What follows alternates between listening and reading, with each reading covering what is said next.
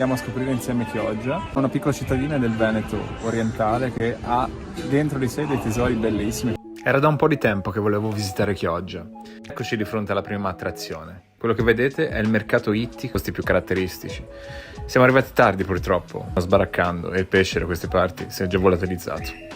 Proseguiamo il nostro itinerario senza una meta precisa, prendendoci il tempo necessario per perderci tra i vicoli, a osservare i canali, le sfumature delle barche sull'acqua, le persone che camminano rilassate e il chiasso che viene dai locali affacciati sui canali.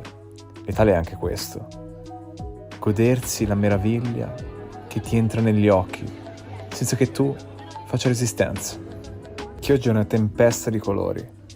Sono cangianti, accese, somigliano agli sbuffi dei sonni che al mattino tenti disperatamente di ricordarti. Chiesa di San Domenico, una delle più antiche della cittadina, risalente al 300. Al suo interno è costruito un crocifisso ligneo molto venerato dalla popolazione locale. Dopo esserci avventurati nei vicoli secondari, proseguiamo adesso la nostra visita sul corso principale, detto anche Corso del Popolo, che è pronto subito ad accoglierci con una meraviglia incredibile. No, ma se ve lo dico non ci credete. Questo orologio, proprio questo che vedete adesso, è l'orologio astronomico più antico del mondo.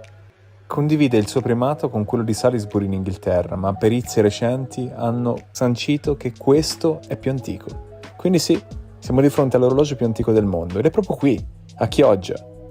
In pochi lo sanno, ma in Italia non c'è da sorprendersi, perché le meraviglie in questo paese si trovano ovunque e sono nascoste davanti ai nostri occhi.